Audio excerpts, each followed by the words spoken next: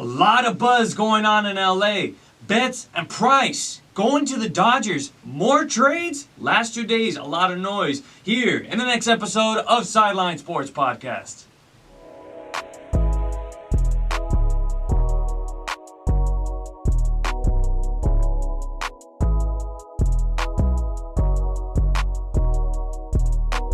Welcome to Sideline Sports Podcast. I am the host, Alex Naveja, and if you're not on the sideline, it's not Sideline Sports Podcast.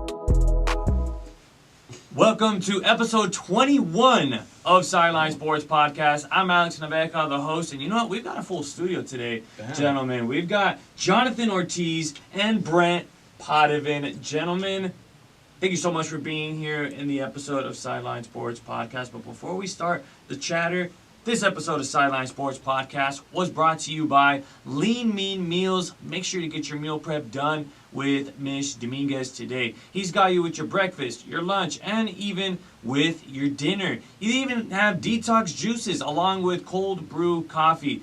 Make sure to use my promo code SIDELINE10 to save yourself 10% on all of your orders. I'll make sure to put all that information down in the description down below along with that website. So without further ado, let's get started, because if you're not on the sideline, it's not Sideline Sports Podcast.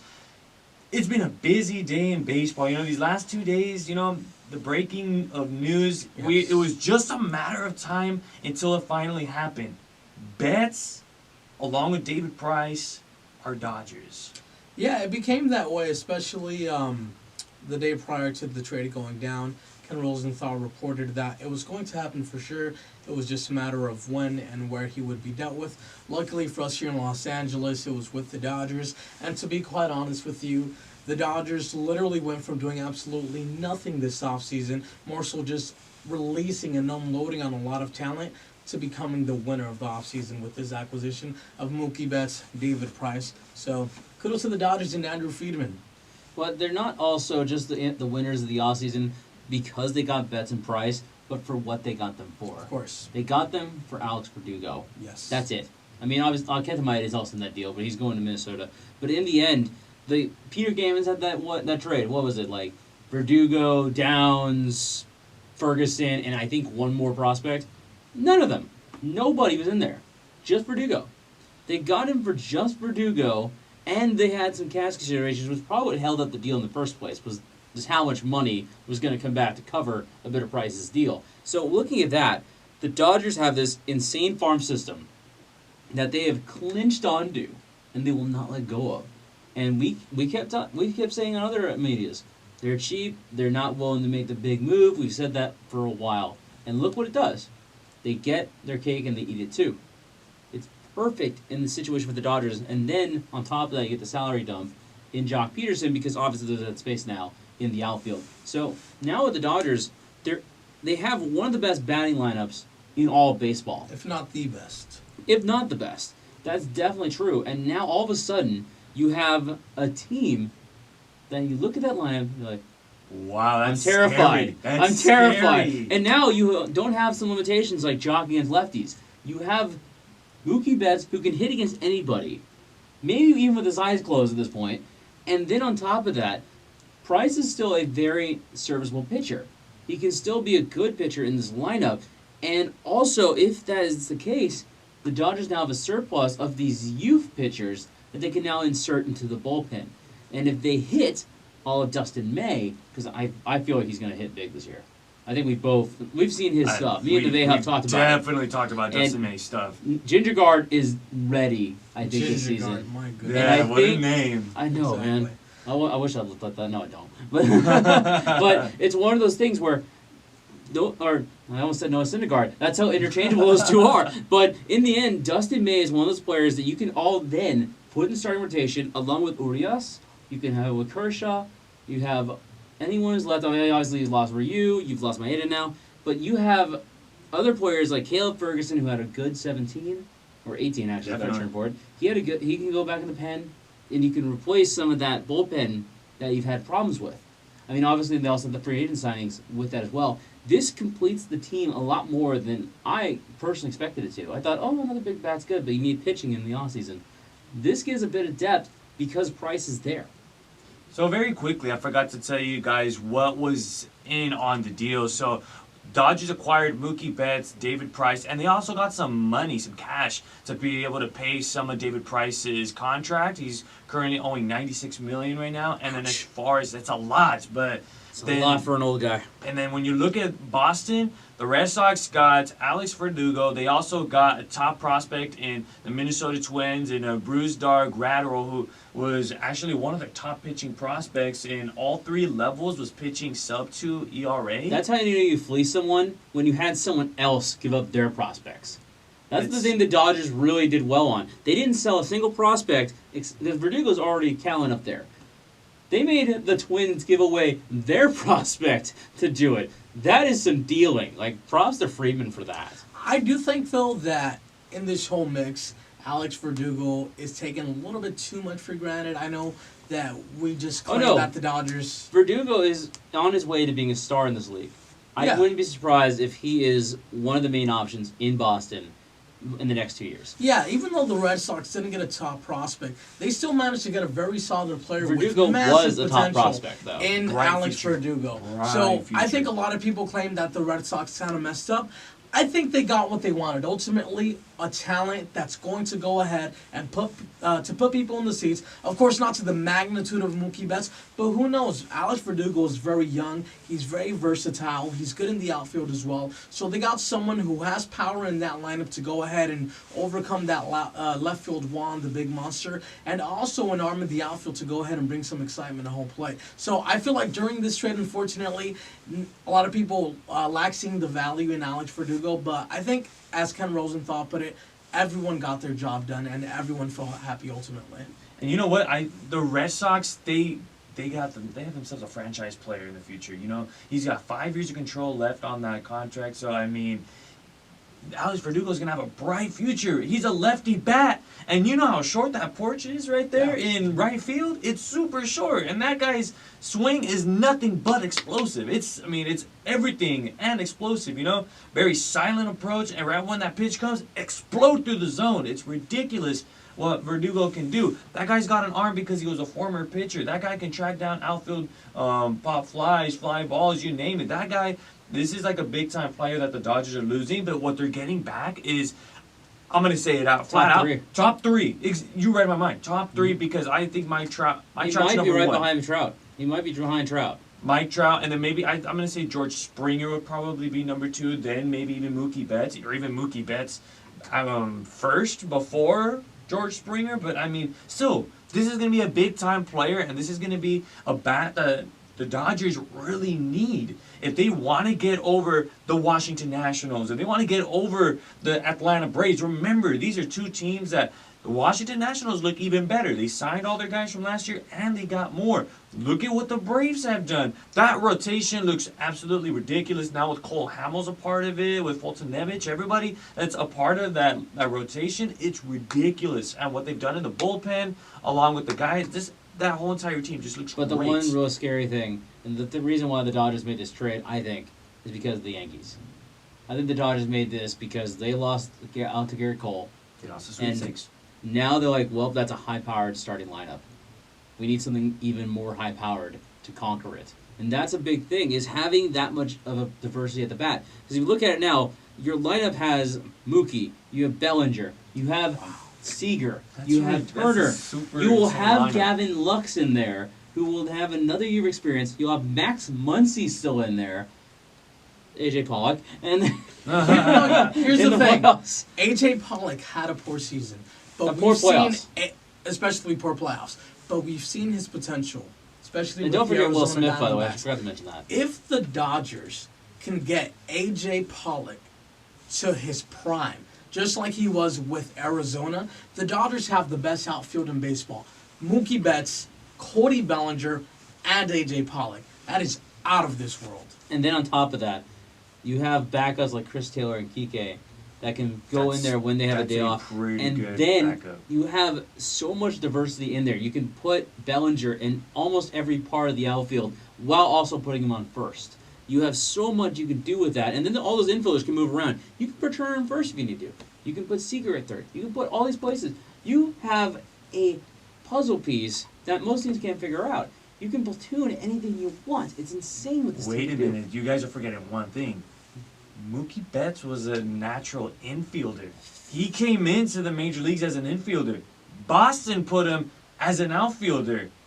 So even then, if Mookie wants to go back into the infield, I'm pretty sure Roberts would be like, hey, you know what, take some grounders at second. You mean, you're a natural second baseman. So if there is ever a day that they needed to do that, maybe Sunday games or maybe getaway days or whatever it is, Mookie needs a day off, or, whoever needs a day off, Mookie's Gavin day Bucks off. or whatever, hey, that could be something too, right there. Yeah. Mookie's day off, and I think Walker Buehler would be a little jealous on Oh, yeah, taking that's his the name shtick. right there. But, That's his stolen shtick. but you know what? That's something we didn't even talk about either. The starting rotation of the Dodgers. Now you're gonna probably have Buehler as your number one guy. Then maybe Buehler's number David one. Price as number two, and then Kershaw you'll could be have number Kershaw three, number two still, I think. or A ceremonial What do you number 2.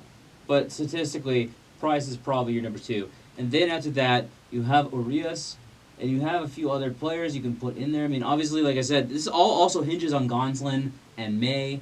And, that's the thing about this team is you've got a lot of diversity because those young guys that you don't think can make it, they're not in the starting lineup, put them in the bullpen. They can do two innings. Well, the wonderful thing here is, I think this can truly be a comeback season for David Price.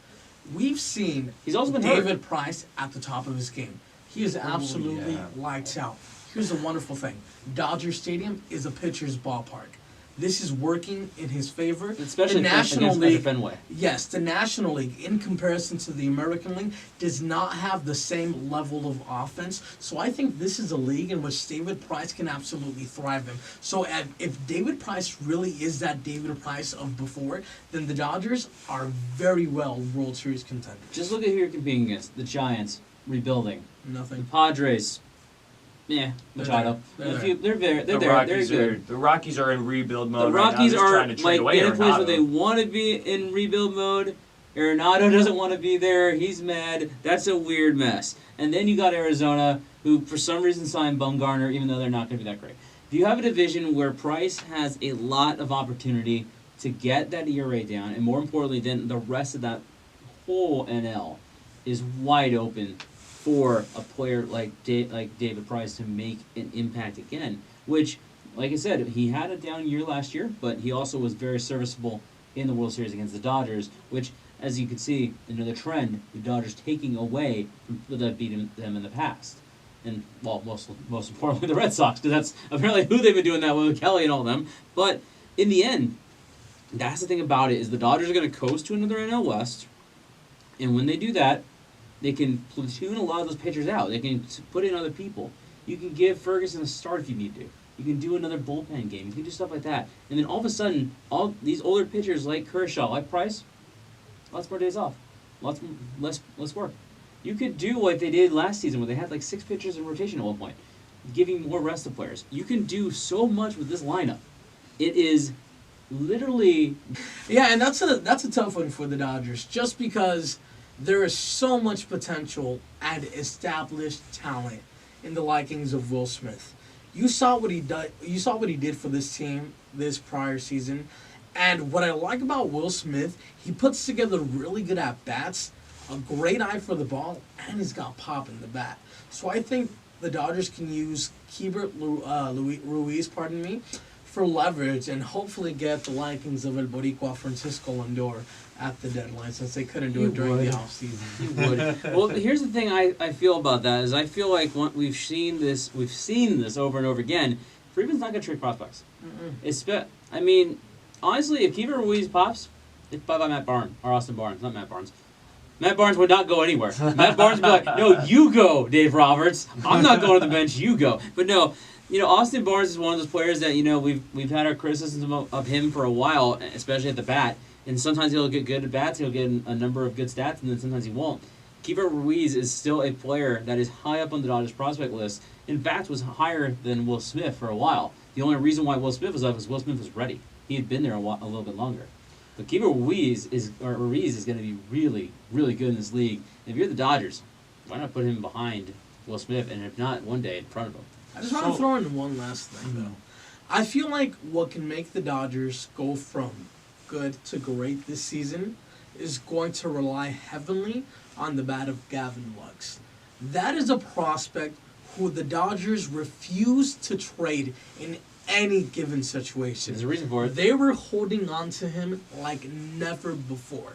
If this man can come to the plate and provide the offense that is expected of him, they didn't even want to give him up for Francisco Lindor.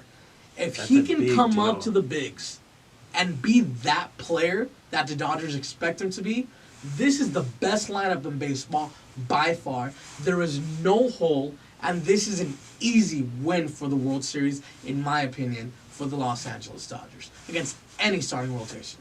So we were talking a little bit about the National League West earlier. Brent was talking about it, but what does this mean for the Padres? You're just talking about Gavin Lux being a big-time piece for the Dodgers. Now, the Padres missed out on a big piece in Mookie Betts and potentially maybe even David Price. I don't know if that was part of the talks, but definitely Mookie Betts. What does that mean for the Padres? I'll go first. I think for the Padres, this is one of those things where they've kind of had a bad offseason in that way. They wanted Joel Madden. He went to Anaheim instead, and now they can't get Mookie out of that.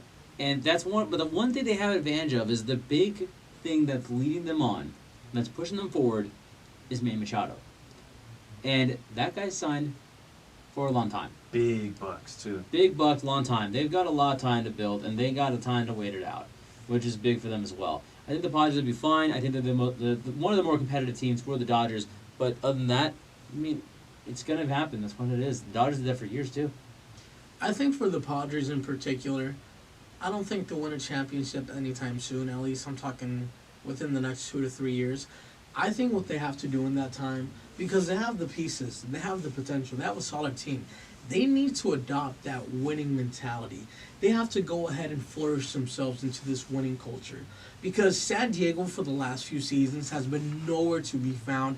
Their fan base in particular as well, not showing up to those games. When the Dodgers travel down, they're literally the home team. I think marketing for the Padres in particular has to go ahead and excite those players on the field and to want to make them perform to the peak of their expectations. Because their lineup is set. They're missing pitching, which they can surely acquire over the next few seasons. I think they just need to build team chemistry and, as I mentioned, adopt that winning culture to make themselves truly a force to be reckoned with. Because as of right now, the Dodgers are not going anywhere. And I read this headline in an article written on ESPN. This decade will belong to the Dodgers, at least at the rate they're going at right now.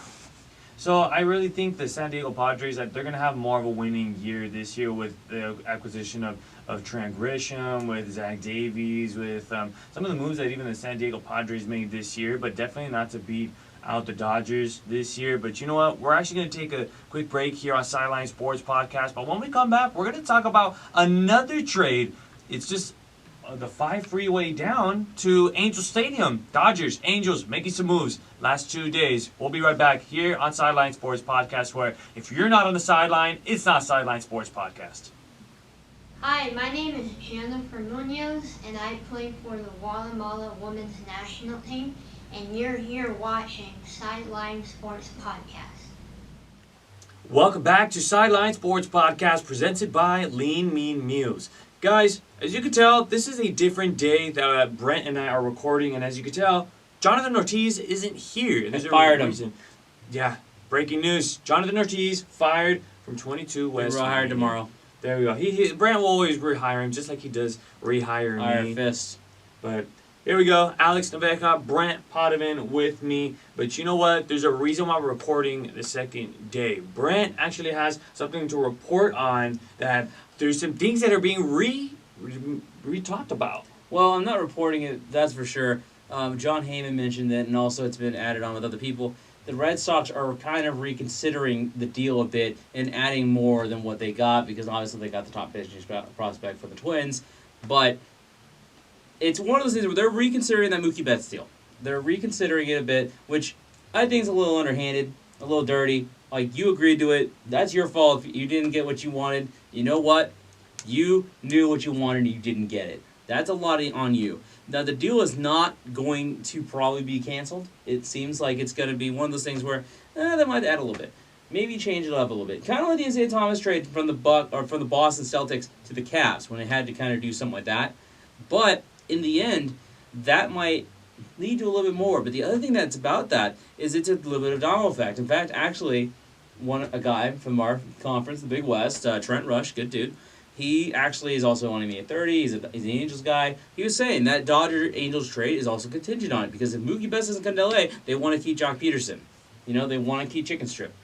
Ross Stripling. So that's a big thing for that, is that this could change everything. If something happens with that trade and it gets taken out of the books, both of those trades are done because they haven't been agreed upon. That's the one thing. Well, they've been agreed upon, but they haven't been officially done. That's the reason why they can do this. That's why you haven't seen any press reports by the Dodgers saying, oh, welcome Mookie Betts, welcome David Price, bye-bye Jock Peterson, bye-bye Chicken Strip. This is all not official yet. It hasn't been processed to the league yet. Call hasn't been made to Manfred or wherever they're going to. So it's not official until it's official, and that's why they're trying to go back on this. That's the joy of reporting, is you get the stuff a little early when it's in that stage, and I think maybe Boston kind of put it out there. Maybe they put the story out there and got some feelers like, oh, what do people think about the deal? Maybe they like Verdugo and they like the prospect. They didn't. And then all of a sudden they're like, oh, okay, maybe not. Maybe we shouldn't do this because Freeman's about to fleece us. So that's, I think, an interesting thing about this, and one thing we don't think about reporting is we never know if it's truly concrete yet until it happens. So it's kind of fascinating how this is going. But in the end, it looks like that deal, as Trent says it's probably still going to get done. But if it didn't, that'd be insane because, like I said, it would change so much because Peterson would then stay in L.A., Ross Stripling would stay in L.A., and Hefo would not go to the Dodgers, and Mookie Betts and David Price, more importantly, wouldn't go to the Dodgers. Kenta Maeda would still be here. It'd be a weird thing. And we saw what happened with the Chris Paul trade. Hashtag basketball reasons. Never forget. But we saw what happened to Lamar Odom when that happened. Lamar Odom didn't trust the organization and effectively wanted out right after that. And Paul Gasol was kind of in that mood too, where he was never really the same. He's like, you tried to trade me. Aren't you going to do that? And then, he eventually left the free agency, which the Lakers should have traded him then. But it's one of those things where that can change a lot because if that happens, the Dodgers are still going to find a way to trade those players probably. And then plus, I mean, if you're thinking about it, you're going to have, I would say, a very salty Jock Peterson and a very salty Ross Stripling right there. They're going to come in and say, hey, you guys tried trading us, so how does it... Verdugo too. Kenta Maeda too. And those guys as well. I mean, you don't want to upset a future franchise player like Alex Verdugo like that. So well, also, the other thing about that is, I think there's a clause in Maeda's contract that if he gets traded, he gets $1 million. I think that, because I know Kenta Maeda's contract's really complicated. For example, like the bullpen starts, actually took money out of his pocket for one member. He has a number of starts attached to that as well. He's got a really weird contract full of incentives like that. And it's one of those things where I think he would get money for actually getting traded or something like that. I'm not quite 100% sure on that, but I think it's coming. It's the coming from Japan stuff. But I'm not an expert. I will never claim to be an expert in baseball. Trust me, I've had pros explain it to me, and I still don't get it. But that's what I read somewhere on a verified account. I can't remember where. It's probably Rosenthal or something like that. But there's so many layers to that trade that if it gets taken down, there's a lot of people that are going to be unhappy. And very quickly, we failed to mention what trades we are talking about. Just a refresher. Dodgers acquiring Mookie Betts along with David Price. And half his contract. Half of his contract. Cash right there. And we were talking about it. $93 million left. $96 million that left is of so David big. Price. Ridiculous. That's underrated part of the trade is the Dodgers pay Price very little in terms of that. Because that's the big thing they were having problems with. That's another big part of that fleecing that people kept talking about. Not only did they lose Verdugo, and that's it, they would get the means to keep under that competitive luxury tax. Which, with that, because obviously the next trade you're probably going to mention is also involving it, but that would also give the Dodgers a lot of leeway in the terms of then giving probably $300 to $400 million to Mookie Betts next year in the offseason. So, also, Red Sox acquiring Alex Verdugo, just like Brent was saying, and they also got Brusdar Graterol from the Minnesota Twins, who is one of the top pitching prospects, along with Minnesota Twins acquiring Kenta Maeda. So, just really curious to see what is going to be the move these next couple hours, maybe even tomorrow, these next couple of days, because the headlines were saying that Mookie Betts and David Price are going to LA. It doesn't, like you said, it didn't really, like, they just agreed to it. It wasn't like they made the move already, that it was done already. They just said, all right, it's a done deal. We agreed to this 3-team trade. And also moments after that trade, Dodgers, Angels making a deal as well. Because the Dodgers got Mookie Betts, Dodgers reached an agreement with the Los Angeles Angels of Anaheim. They traded away Jock Peterson along with Ross Stripling for Luis Ngifo. And they also get 2 minor league prospects from the Angels, which is the deal that we're talking about now. So it could just be an absolute domino effect just because now the Boston Red Sox are reconsidering this whole entire thing. And I don't think the trade gets canceled. I really think they just add something to it, maybe. But even then, like, if you look at the odds on the betting odds, the Dodgers were 7-1 before that trade, 4-1 after. That's how big an impact player like Mookie Betts can be. Mookie Betts is almost equal in speed than Bellinger, so now you have this scary both sides of your outfield. Good luck hitting a ball there where they're not going to get it. You know, it's one of those things that's insane about it. And then behind you, you've got Chris Taylor and Kike, who will be serviceable in that area. And then Rengifo would be a great backup because of what I'm hearing, he's not he's a prospect still a little bit, but he's versatile, he's fast, he's a good second baseman. I mean, he can do a lot in the infield with that. And the Dodgers love that kind of stuff. And then on top of that, 2 prospects, which if the Dodgers are eyeing your prospects, that means you got something really good because the Dodgers, first off, don't trade for them much. I mean, obviously they got that one for Yasiel Puig and Jeter Downs, who was originally in the deal for the Red Sox and then removed. But in terms of it, they're on your prospects. That means you're doing something right there because the Dodgers normally get their own. And when they do that, it turns out into Seager, turns out into Bellinger, turns out into Verdugo, turns out into Walker Buehler, turns out into whatever Gonsolin and May will become. I mean, you know, that's one of those things. And now they might actually have to put maybe one of those players in that farm system into that deal, which if you're the Dodgers, you got to be pissed about because honestly, it's one. And like you said, the deal was not completely completed. Reporters probably had it from someone that they agreed upon the deal. But once you agree upon the deal, you still have to send the paperwork of the trade and make the phone call to the MLB offices to make it official. Yeah. You cannot just agree upon it and send them their way. It still has to go through bureaucracy. Sorry, gotta pronounce words right. But in the end, that's a big thing about that is if you're making that trade, now that whacks out the process, and now the Dodgers are gonna be like, what's gonna take? Because I doubt the Dodgers want to budge. I doubt they want to send a farm prospect. They didn't do it originally. Why would they do it now? And the Dodgers may send a little extra to Minnesota to get them to send something else. So there's lots of options. I mean, instead of just Kenta Maeda, maybe you send like a smaller pitcher. I wouldn't maybe Dylan Floro or something like that. I don't know. Maybe even even as big as Kiki Hernandez. Who knows? But in the end, you got to wonder what that's gonna take if they change it, which they might as well do. Or enough outcry, and the Red Sox are like, oh, we don't want this. Let's just take the trade as is. We're good. But exactly. You never know. This is what's interesting about baseball is trades can change in a heartbeat. In fact, I'm always checking my phone like, oh, is there an update? Is there an update? No update yet. But it's crazy like that. Because just deals can just happen in a blink of an eye, and just things can happen. But you know what? You still, if you're the Dodgers, you still have to be happy you didn't give away Josiah Gray. You didn't give up pitchers like Keeper Ruiz. You didn't give up any of these big time pitchers. Or even just players in general. I mean, Keeper Ruiz is a top tier catcher. Jeter Downs is supposedly a really good player. There's a lot of good stuff in that farm system the Dodgers have, and that's why they're one of the best farms in baseball. Which is why they are so reluctant to trade it. I mean, Willie Calhoun and other people like that have been traded for people. Calhoun wasn't traded for Machado, but the players that Diaz was part of that. All those people, you haven't heard a peep out of them since. That's the thing that makes the Dodgers so smart, and that's the one thing that's so underrated about the Dodgers. They are so smart with who they get rid of, because the guy they traded for Machado was a big prospect. Willie Calhoun was a big prospect. Very big. Nothing. Very big infielder.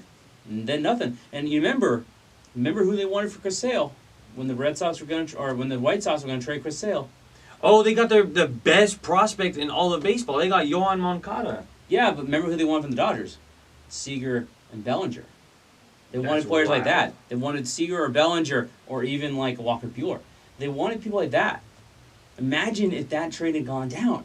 Like, that's the thing that makes Friedman so smart is he knows, and he's got who a good to idea. trade, who not to trade. Yeah, really. he knows the value, but also is very good at hiding the value from others. So, and that's shrewd but smart. You know, he's got that. He's like, Willie Cahoon, good, not gonna be great. Bellinger, gonna be great.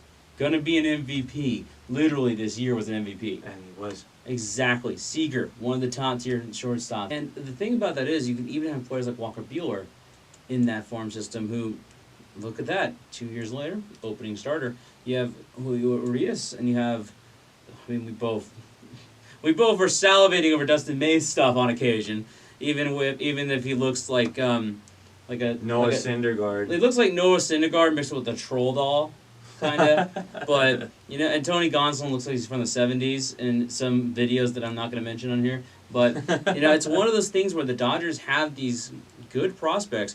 And the thing about that's what makes the Betts trade so big for them, was you lose not a prospect, but a player who's a good player, yes, but you wouldn't need him in that way. And you have this, probably the second best player in baseball, in my opinion. I think the only person obviously better is Mike Trout, but in the end, I mean, you would have Mookie Betts, who is not even 30, along with a bunch of players who are not even 30. You have, like, maybe, it feels like you have, in the infield, you have, like, one dude who's 30 or plus, which is Turner. And then after that, I mean, the only older players are in your pitching staff. Like, literally, Kershaw? Which is where it ages better. So there's always good potential for the Dodgers in that way if they can keep that trade going, which they're going to do it. They're going to get the trade done. Unless the Red Sox start demanding too much, which I don't think, an unrealistic amount, I think it gets done. So, with all this, we already talked about the Dodgers and the Red Sox. What does this mean for the Angels if this deal doesn't even go through, that they don't even get Jock Peterson? I actually think the bigger part of that trade with the Angels was Ross Stripling, because the Angels have hitting. I mean, you got Rendon, who thinks LA's too Hollywood for him. You have obviously Mike Trout. You have Shohei Ohtani, who pitches or hits in his off days. Tommy Estella, and also Fletcher. You've got the ghost of Albert Pujols, and then, but you don't have a bullpen. You don't have a starting rotation. I mean, I think I said this yesterday, but I've definitely told this to people. I actually was talking about this with Dewan, who you've known. I'm not gonna shout out to Dewan, but in the end, Garrett Cole was a much bigger deal to them than Rendon was. They needed Cole more than Rendon. And that's the sad part, because they were third in the bettings, because the Dodgers had offered more. But in the end, I think that they need the pitching more than they need the hitting. Now, while Jock Peterson will give you a lot, and he'll play more, and he'll do a lot of that, 36 home runs or 30 home runs you'll get. You need good starters. And Ross Stripling's a starter. He was an all-star at one point. Chicken Strip was dominant. I remember. I saw it. I was there. I saw him whoop on the Phillies, except for Nick Williams, who's a good dude and just got married in Hawaii. But in the end, gotta support my boy JB, and not the Phillies anymore, but one of those things. But it's still it's still a thing that the Dodgers are in a better place than the Angels are. And the Angels, if you look at it, a lot of people would even say their offseason was a failure because they didn't address the big one, pitching. And that's what's really going to hurt them, is they didn't get another arm. They lost out on Cole and Ryu and Strasburg, as you mentioned yesterday. And there is just, it's a curse on them right now. The only real pitcher they got is Ohtani, who does both, but he can't do every game. You really can't do every game, but, the acquisition of Julio Teheran, along with also got Dylan Bundy from that trade from the Orioles. I still think they need a couple more moving pieces, but you know what? They need an ace. I really think they need an ace. They need someone that can be that number one guy for them. But you know what? That's all the time we have left here inside of the 22 West Studios. We thank you all so much for tuning in. And if you guys like this episode of Sideline Sports Podcast, make sure to hit the thumbs up and hit the subscribe button, because we only have bigger and better content coming up for you guys. And we have a big surprise coming up for you in the summer. So just keep keep sticking with us. We're bringing in some great content. We're bringing in some great guests, just like Brent Pothoven, again, the Long Beach State Sports Director here in 22 West. There we go. The 22 West Sports Director. 22 West, commentator for a few teams, just little stuff. Not as big as out in the Veja here. Nah, not like that. But, if you guys want to check out Brent's stuff, he definitely has a lot of content on his Twitter along with his Instagram. But you know what? This episode of Sideline Sports Podcast was brought to you by Lean Mean Meals. Make sure to get your meal prep done with Miss Dominguez. It has you with your breakfast, your lunch, and even your dinner. Make sure to use my promo code SIDELINE10 to save yourself 10% off on all of your orders. Detox juices along with cold brew coffee. Just because it's cold doesn't mean you guys can't get your cold brew coffee. I'll make sure to put all that information down in the description down below. But without further ado, that's all we have for you guys. Thank you so much for tuning in. Have a good night, everybody. And of course, if you're not on the sideline, it's not Sideline Sports Podcast. Have a good night, everybody. We'll see you next week.